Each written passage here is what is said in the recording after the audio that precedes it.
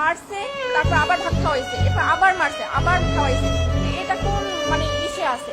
মানুষকে তো এরকম মাইরে ফেলায় না, সে যদি একটা খুনিও হইতে পারে তাহলে তো এরকমের জীবন তো মাইরে ফেলাইতে পারে না বলেন। ওরা প্রশাসনের কাছে দেন, কিন্তু ওরা ওরা মাইরেন না। নিতে হলে টাকা দিতে হবে 35,000।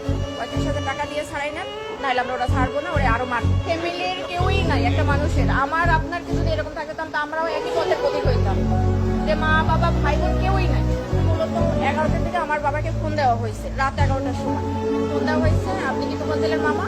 তখন আমার আপা ধরছে যে তখন বলছে যে তোফাজ্জেল এরকমের আমরা ওরে আটকাইছে, এই হলে আছে, এখানে এখন ওকে মানে নিতে হলে টাকা দিতে হবে 35,000। 35,000 টাকা দিয়ে ছাড়াই নেন, নাহলে আমরা ওরা ছাড়বো না, ওরা আরো মারবো। তখন আমার আপা বললো যে আমি তো গ্রামের বাড়িতে, আমি কিভাবে করবো। তখন আমার আব্বা আমাকে ফোন দিছে যে তুমি একটু কথা বলো, তোমার নাকি এরকমের মানে উনি ওর বলে এরকমের কথাবার্তা অসম্মতি পাইছে, এই জন্য ওরে ধরছে, ওইরা ওরে মারতেছে। তখন আমি ওই লোককে ফোন দিছি যে ভাই এরকম আমি তো ফাজ্জেলের মামা, তো ওরা ওরে কেন মারতেছে? তো বলতেছে যে ও আমাদের হলে ঢুকছে বা ই করছে। তা আমি বলছি যে ভাই দেখেন ও পাগল মানুষ, ও যদি কোনো একটা অন্যায় করতে করে তাহলে আপনারা প্রশাসনের কাছে দেন, কিন্তু ওরা ওরে মাইরেন না। তখন বলে কি আপনি যে পাগল, কিন্তু ও তো ওর আচার আচরণের কথাবার্তা, একটা পাগলের মামার নাম্বার কেন মুখস্থ থাকবে? একটা পাগলের সে চাচাতো ভাইয়ের নাম্বার পর্যন্ত মুখস্থ থাকে, তাহলে সে কিভাবে পাগল হয়? আমি বলছি যে দেখেন ও অনেক মেধাবী ছিল, ওর মা বাবা ভাই বোন সবাই কেউই নাই বলতে গেলে। তো ও এই কারণে ওর ভাই লাস্ট গত বছর 15 রোজায় হলো লিভার ক্যান্সারে মারা গেছে। তো ওই ভাইয়া ও আগে মাথায় সমস্যা ছিল, ভাইয়া অনেক ডক্টর দেখাইছে, মানে আমার ফুপু মারা যাওয়ার পর থেকে ওর এই সমস্যাটা হয়েছিল।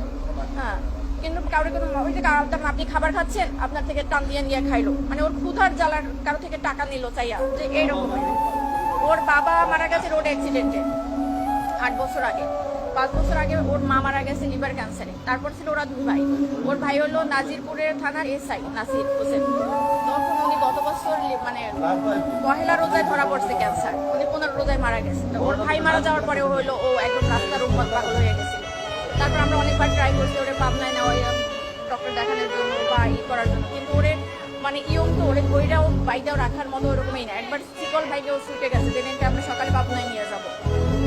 এখন কালকের এই অবস্থা। পরে হলো ওই লোক, আমি ফোন দিচ্ছি পর উনিও আমাকে সেম একই কথা বলছে, যে মানুষটা 4 বছর আগে থেকে পাগল, সে কিভাবে রাজনীতি করবে আর দলীয় বলতে কি? ও তো নিজের মানে পরনের কাপড়েও মাঝে মাঝে থাকতো না, তাহলে সে দলীয় করবে কি? মানুষকে তো এরকম মাইরে ফেলায় না, সে যদি একটা খুনিও হইতে পারে তাহলে তো এরকমের জীবন তো মাইরে ফেলাইতে পারে না বলেন। এটা কোন আইনে আছে আর কোথায় আছে? অবশ্যই চাই একদম মানে সঠিক, যে মারছে তার একদম মানে সেই সর্বোচ্চ মানে আইনের সর্বোচ্চ ব্যবস্থা নিতে হবে। কারণ ওর গার্জিয়ান নাই, সেই জন্য একটা মানুষ অসহায় মানুষটা তো এরকম মারতে পারে না, একটা কুকুরেও তো মারতে পারে না, এরকম মারতে মারতে মারিয়ে ফেলাইতে পারে না। মারছে, তারপর আবার ভাত খাওয়াইছে, এরপর আবার মারছে, আবার খাওয়াইছে। তো এটা কোন মানে ইসে আছে? সে যদি কোনো একটা অন্যায় করতে পারে বা ওরা কথার অসঙ্গতি দেখায় তো তারা সন্দেহ করছে, তাহলে তাকে থানায় দিয়ে দিত। তারে 3-4 ঘন্টা মাইরা তারপর আবার থানায় মানে একটা হসপিটালে ভর্তি করায় নাই, তাকে